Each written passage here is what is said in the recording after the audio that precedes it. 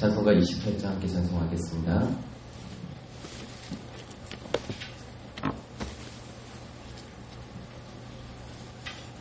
찬송가 28장. 복의 근원 강림하사 찬송하게 하소서. 한량없이 자비하심 증량할 길 없도다. 천사들의 찬송가를 내게 가르치소서. 구속하신 그 사랑을 항상 찬송합니다. 주의 크신 도움 받아 이때까지 왔으니 이와 같이 천국에도 이르기를 바라네. 하나님의 품을 떠나 죄에 빠진 우리를 예수 구원하시려고 보혈 흘려주셨네. 주의 귀한 은혜 받고 일생 빚진 자 되네. 주의 은혜 사슬 대사 나를 주께 메소서. 우리 마음 연약하여 범죄하기 쉬우니 하나님이 받으시고 천국인을 지소서. 아멘. 하나님 말씀은 누가복음 3장 1절에서 6절까지의 말씀 함께 봉독하겠습니다. 누가복음 3장 1절에서 6절까지의 말씀.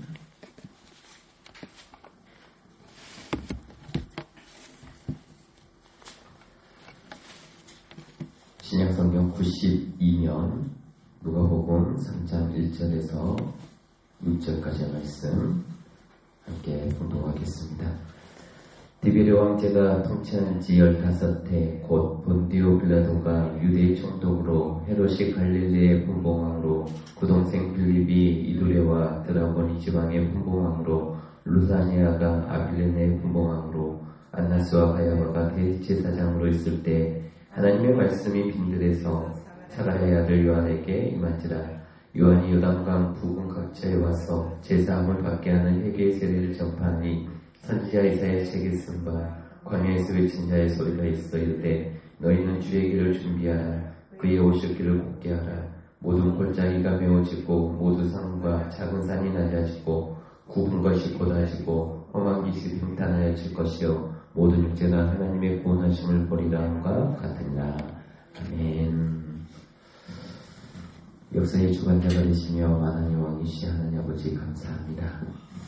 이 시간도 우리를 붙들어 주시고 인도하시며 지난밤에도 보호하여 주셨다가 깨우셔서 주님의 전에 나와 함께 예비하고 기도하게 하여 주심에 감사를 드립니다. 정말 어둠 속에서 찬빛으로 오신 그 예수 그리스도, 이 땅에 평강의 왕으로 오신 그 주님을 우리가 온전히 바라보게 하여 주시옵시고, 우리가 이 세상을 살아가면서 무엇보다도 세상의 소리보다 하나님의 음성에 귀 기울이는 존귀한 주의 백성들이 되게 하여 주시옵소서. 이 시간 말씀을 듣습니다. 하나님께서 주신 이 말씀이 우리의 삶의 지침이 되게 하시고 또 어떤 마음과 어떤 생각을 가지고 살아가야 하는지 깨우쳐지는 귀한 시간 되게 하여 주시옵소서. 함께 해주시옵소서. 예수님의 거룩하신 이름으로 기도드립니다. 아멘. 여러분, 모든 역사의 주인공은 누구이십니까?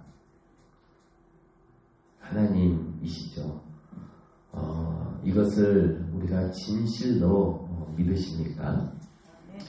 하나님을 믿는 사람들은 다 그렇다라고 대답할 것입니다. 그렇지만 이 질문을 하나님이 역사의 주인이라고 하는 것을 진실로 믿고서 그 믿음으로 살아가느냐라고 바꾸어 질문한다면, 그렇게 살아가고 있느냐라고 질문한다면 거기에는 정말 그렇다라고 대답하기가 쉽지 않을 것입니다.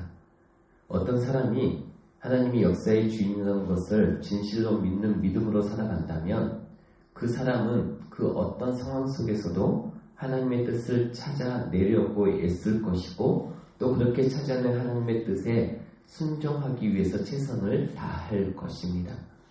그래서 만약에 우리의 삶 속에서 하나님의 뜻을 찾아내고 그 뜻에 순종하기 위해서 정말 애를 쓰는 그런 모습이 우리 가운데 발견되지 않는다면, 아마도 우리는 우리 생각처럼 하나님이 역사의 주인이라고 하는 이 사실을 어쩌면 진짜로 믿는 것은 아닌지도 모를 것입니다. 하나님께서 역사의 주인이라는 사실을 믿고 그래서 하나님의 뜻과 섭리에 순종하며 살아간다라고 하는 것이 그리 쉬운 일이 아닌 것이죠. 그러면 왜 그럴까요? 그 이유를 역사를 움직이는 하나님의 섭리를 우리가 그렇게 순종하며 살지 못하는 이유는 하나님의 섭리를 우리의 눈으로 본다는 것이 쉽지 않기 때문일 것입니다. 사람이 눈으로 볼 수 없기 때문에 하나님의 그 역사의 주관자, 또 하나님께서 모든 역사를 다스리고 통치하시는 분이시며 그분의 말씀에 따라 살아간다라고 하는 것이 쉽지 않는 일이죠. 우리가 그 사람이 눈으로 볼 수 없는 것에는 두 가지가 있습니다.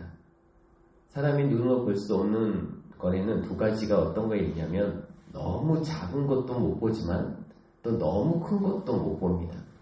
그런데 하나님의 섭리라고 하는 것이 이 두 가지의 특징을 다 가지고 있다는 것이죠. 첫째, 너무 큽니다. 마치 해류같이 거대합니다. 해류를 타고 있는 이 물고기들은 해류를 타고 있다라고 느끼지 못합니다. 이 해류의 흐름이 너무나 거대해서 그냥 바다에 있다라고 이 물속에 사는 이 생물체들은 그렇게 느끼고 있을 뿐이죠. 그런데 그 해류의 속도가 엄청납니다. 실제로 이 해류가 없다면 물고기들이 장거리 여행을 할 수 없다라고 합니다. 사람도 마찬가지죠. 역사를 움직여가신 하나님의 섭리가 너무나 거대하기 때문에 그 거대함 속에 있는 이 사람들이 그걸 느끼지 못한다라는 것이죠. 그런데 정반대로 너무너무 섬세하고 작게 움직이기도 합니다. 심지어는 숨겨져 있기도 합니다. 그 대표적인 것이 십자가죠. 십자가야말로 하나님의 가장 위대한 계획이요, 또 그 계획의 성취이지만 그 누구도 그 십자가의 뒤에 숨겨진 구원의 역사를 알아차리지 못했습니다. 그래서 대부분의 하나님의 섭리는 사람들이 쉽게 알아볼 수도 없고, 그래서 사람들은 하나님의 섭리가 역사를 주관해 간다라고 하는 사실을 진실로 믿고 그 믿음으로 살기가 어려웠던 것이죠.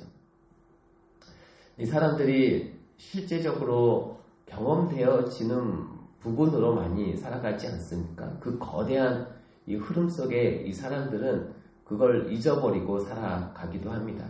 오늘 본문은 왕으로 오시는 예수 그리스도의 전령으로 이 세례 요한이 역사의 무대에 등장하고 그가 왕의 전령의 역할을 하고 있습니다. 이것은 이사야서의 예언을 성취하고 있는 것이죠.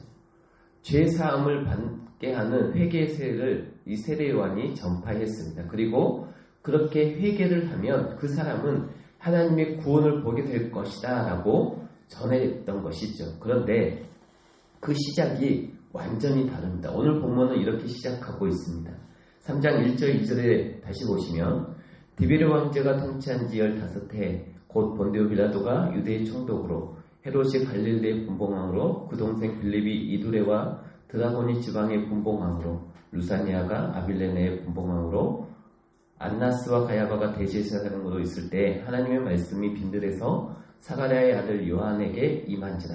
이것이 당시의 유대 땅을 둘러싼 정치적인 배경이었습니다. 그 당시 유대 땅은 그 어떤 시대보다도 복잡한 정치적인 환경 속에 있었습니다. 전체적으로는 티베리우스 황제가 다스리는 로마의 식민지였지만 내부적으로는 정통성이 떨어지는 로마의 사주를 받은 이 세 명의 분봉왕들이 알력 가운데 나라를 셋으로 나누어 다스리고 있었습니다. 그리고 그 당시의 제사장은 안나스와 가야바였습니다. 이들이 유대라고 하는 이 세계를, 이스라엘이라고 하는 이 세계를 정치적으로 그리고 종교적으로 좌지우지하는 사람들이었고, 일반 백성들은 이 사람들의 막강한 영향력 밑에서 숨죽이고 살아가고 있었던 그런 때인 거죠. 이런 사람이야말로 그 당시 유대의 역사를 움직여가는 실질적인 힘이었던 앞서 언급되었던 사람들이었던 것이죠. 그러나 이들이 만들어가고 있는 이 역사는 유대의 역사의 큰 흐름도 아니었고 가장 중요한 흐름도 아니었습니다. 그렇다라고 가장 강한 흐름도 아니었습니다. 그 흐름은 로마에서 시작된 것도 아니고 총독 관저나 거기서 시작된 것도 아니고 분봉왕들의 화려한 왕궁에서 시작되지도 않았고 또 심지어는 예루살렘의 성전에서 시작되지도 않았습니다. 유대의 역사, 아니 이 세계 역사, 나아가서 우주의 역사에 가장 강하고 이 도도한 흐름, 그리고 가장 결정적인 흐름은 그 누구도 도저히 상상하지 못할 그런 곳에서, 그리고 아무도 생각하지 못한 일로부터 시작되었습니다. 그 장소는 빈들이었습니다. 다른 빈들과 전혀 다르지 않는, 어디인지도 정확하지 않는 그 버려진 땅에서 그 역사가 시작이 되었던 것이죠. 그런데 거기서 무슨 위대한 영웅이 난 것이 아니었습니다. 천지개벽이 일어난 것도 아니었습니다. 그 버려진 땅 한 구석에서 일어난 일은 그저 이름 없는 한 선지자에게 하나님의 말씀이 임한 것이었습니다. 사람들은 그저 조금 더 카리스마 있는 또 한 명의 선지자가 나타난 것쯤으로 생각했던 것이죠. 그리고 다른 사람들처럼 그저 이스라엘을 하나님께로 돌이키기 위해서 외치고 있다라고 생각했습니다. 그러나 그 이름 없는 선지자, 갑자기 등장한 젊은 선지자에게 임한 이 하나님의 말씀은 그 이후 온 세상의 역사, 그리고 하나님의 역사에서 가장 강력한 흐름이 되었습니다. 사람들을 변화시키고 구원하고 세상을 바꾸는 그런 거스를 수 없는 그런 흐름이 되었던 것이죠. 오늘날도 우리는 우리들을 둘러싸고 얽히고 설킨 이 정치적이고 경제적인 상황 속에서 우리가 살아갑니다. 그리고 마치 그 속에서 그 모든 일들을 좌지우지하는 것처럼 보이는 이 지도자들, 또 혹은 이 사람들의 영향력 아래에서 우리가 살아가고 있습니다. 그러면 여러분, 과연 이런 상황들이, 그리고 이런 나라들이, 그리고 이런 인물들이, 이런 일들이 우리의 삶과 또 모든 이 역사를 결정하는 그런 조건들일까? 아니다라는 거죠. 오늘 본문에서 나와 있던 것처럼 우리는 이런 것들에 이리 일비하며 이리 흔들 저리 흔들 그렇게 살아가야 할까라는 것이죠. 주변이 복잡하고 불안할수록 우리는 그 역사를 누가 지고 계신지, 그리고 어떻게 움직여가고 계신지를 생각해 봐야 한다라는 것입니다. 우리 처음에 질문했던 것, 이 세상의 역사의 주인은 누구냐고 물어봤을 때 하나님이라고 말씀하셨듯이 아무리 복잡해도 아무리 불안해도 역시 그런 상황이 전부가 아니다라는 것이죠. 그런 상황을 좌우하는 것처럼 보이는 사람들도 전부가 아닙니다. 진짜 역사는 그 속에서 하나님께서 이루어 가시는 역사라는 것이죠. 그렇게 보이지 않게, 그러나 그 누구도 거스를 수 없이 진행해 가시는 하나님의 섭리가 역사 중의 역사, 가장 중요하고 결정적인 역사인 것입니다. 이 세상에 눈에 보이는 역사는 그저 하나님의 결정적인 역사가 성취되어져 가는 무대에 불과합니다. 빈들에서 누추한 한 사람에게 하나님의 말씀이 임했을 때 그는 온 우주의 왕이 이 세상에 오시는 왕의 대로를 준비하는 사람이 되었습니다. 그리고 그 왕은 예루살렘의 왕궁이 아니라 아무도 모르는 이 베들레헴의 한 마국간으로 오셨습니다.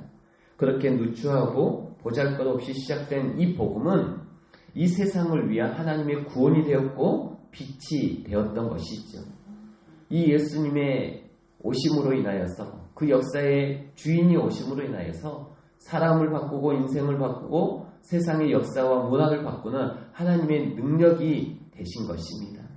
왕이 오신 이 계절에 우리는 그 왕의 오심에 대한 이런 놀라운 사실들을 깊이 묵상하며 그것을 우리의 믿음의 내용으로 만들어 가야 합니다.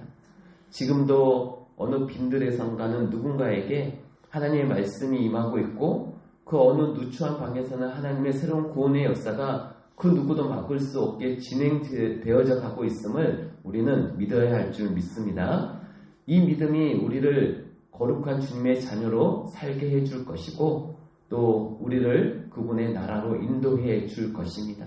세상에 크게 들려오는 이 사람들의 떠드는 소리가 아니라 저 들판 한 구석에서 미세하게 임해오는 하나님의 말씀에 귀를 기울이고 이 역사의 주인은 하나님이심을 우리가 꼭 기억하며 그 말씀에 따라 우리가 견고하고 흔들림 없이 살아가는 하나님의 살아계심을 우리가 늘 인정하고 그분께 우리의 삶을 맡기고 비록 세상이 우리의 마음에 안 들고 혼란하고 불안한 이 정치적인 세상과 또 경제적인 불안함 속에서도 하나님의 역사를 기대하고 소망하고 또 예수 그리스도께서 오셔서 모든 인류를 바꾸셨던 것처럼 우리도 그분을 온전히 신뢰하고 믿음으로 그리고 그분이 오심을 우리가 기뻐하고 함께 즐거워하고 온전히 그분을 더욱더 믿음의 세계로 들어가는 존귀한 주의 백성들이 되시기를 주의 이름으로 축복합니다.